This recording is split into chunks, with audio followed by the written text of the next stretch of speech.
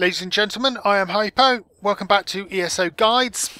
We have crafting. A lot of people don't understand how crafting works properly in this game, and they just kind of stumble through it and it seems to work. So I'm just going to do a quick cover of, what can be done. So you click down here and you've got alchemy, blacksmithing, clothing, enchanting, provisioning and woodworking. This is my crafter. His skills ain't that high at the moment. 6 in alchemy, 3 in blacksmithing, 3 clothing, none, hardly any in enchanting because I haven't done this yet. 15 in provisioning, which is the easiest to level up, and then 4 woodworking. Easiest way to do this, believe it or not, is by coming to a clothing station and deconstructing everything you can get your hands on. Light armour is, deconstructed. That's gone. So's that. That's it. And this bar up in the top corner rises whenever you deconstruct it. Now, deconstructing it gives you your items, which is jute. Sometimes it will drop style gems here, or materials. I need obsidian to make the Dunmer style. Now, styles will dictate what the item looks like. Because I am a Dunmer, I automatically know how to make Dunmer items. You can learn extra style traits, icons, motifs, whatever, from books. Now, once you've learnt from that book, you know it permanently. So, as a Dunmer, I can learn how to make Nordic style, Imperial style, Argonian style, and they'll all appear in this little line here.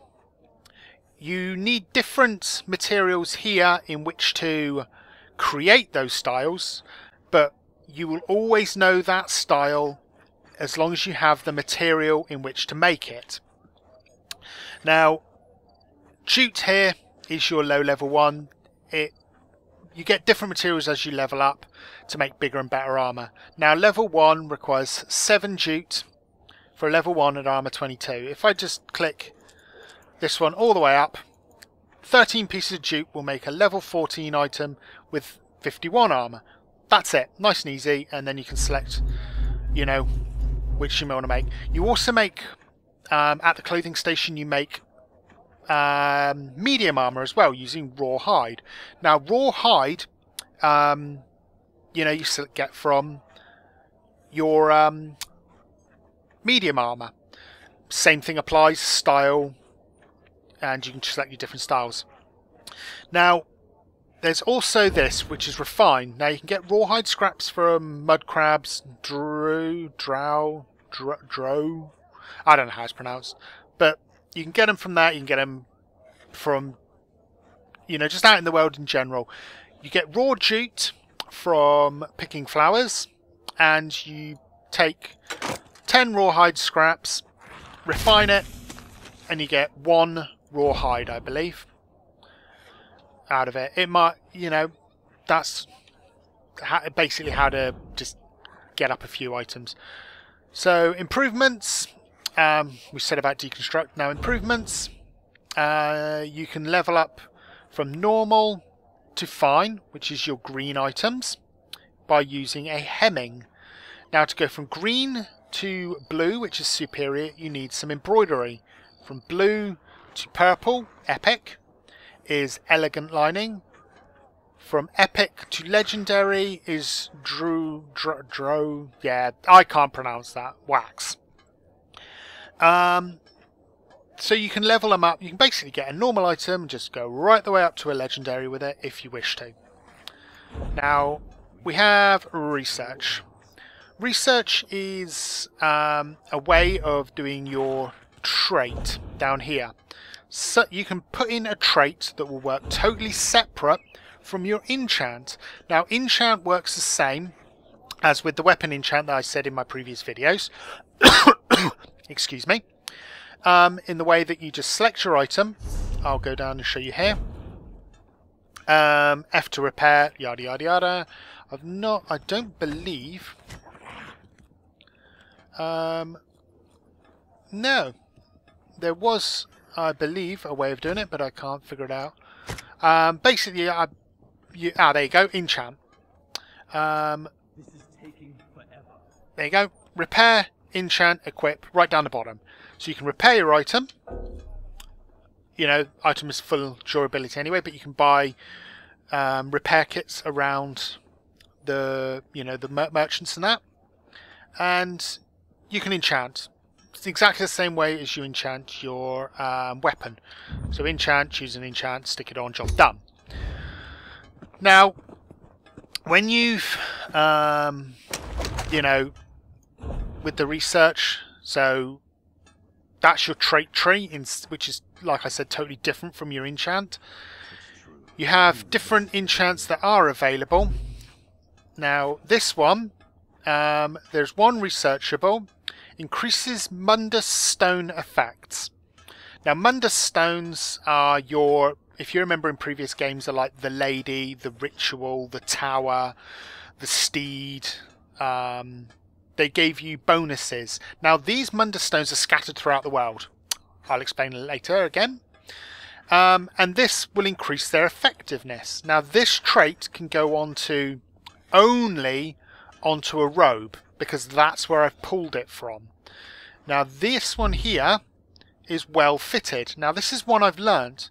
This one would reduce the cost of sprinting slightly, but because I've pulled it from a light armor boots, I have to put this trait back on light armor boots. I can't put it back on a robe, even though it has well fitted.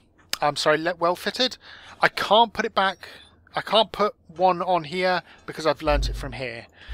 Same goes with all of them. If you pull it from a specific item, it can only be traded back on that item. And once you learn the trait, you learn it constantly, and you will never forget it. So that's pretty much it. And the same applies with like woodworking, and your blacksmithing here. Exactly the same. Creation, same layout, nice and easy. Deconstruct, iron greatsword. Well, I want to keep that one because that's the one I'm using at the moment. Improvement, exactly the same as honing stone. Different things in needed dwarven oil, grain solvent, and tempering alloy. So it goes differently. And then armor here as well. Research, exactly the same way. Select, so you've got the greatsword. I want defending from it. General Vat's greatsword. Select that. Research, and it will research the trait out of that sword. So that's pretty much it. The woodworking one's over here. I'll just run in here quickly. So you've got the woodworking station, exactly the same. They're all identical. Use maple, deconstruct, improvement, and then you improve along this line here, and research. So woodworking is for things like shields, staves, and bows. Clothing is used for light armor and medium armor. You have blacksmithing, that is your bladed weapons, axes, swords, daggers, the such, and heavy armor. So that's your crafting, hopefully explained, and have fun with your crafting. And one thing I will mention as well, I should have done this before I was going to do my outro, is that you can actually increase your passive abilities with crafting. So, keen eye regions. So, as an alchemist, you will very simply, regions in the world will be easier to see when you are 20 meters or closer. So, grabbing this skill means you can see regions easier. You may think, okay, that, wonderful, alright, a bit almost disappointed. That's actually really good. You can see it, see your regions easier, pick them up, job done, and it makes gathering a lot easier. They've all got keen eye pretty much, and minor hireling. A minor hireling will send you ore and possibly other items every day. This is really good because you basically send him out to do whatever.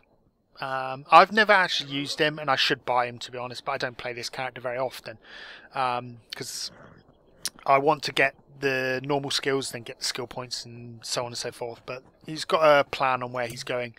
Same applies with this: enchanting, provisioning, woodworking. Very, very simple. The way it works, you have to use your skills skill points in order to gain more. I haven't bought a house with this character yet, but raising your skill points, raising your level with provisioning and woodworking and all that does not allow you to make the bigger and better weapons. You have to spend a skill point in order to get the bigger and better weapons, bigger and better armor. It's not just automatically granted to you, so you have to spend a skill point to learn how to use different materials. Now while we're here, oh, I'm stuck. Cooking fire. Cooking fire. I can't actually cook anything because I've got no ingredients. I've just spent them all. But you have to learn. There we go.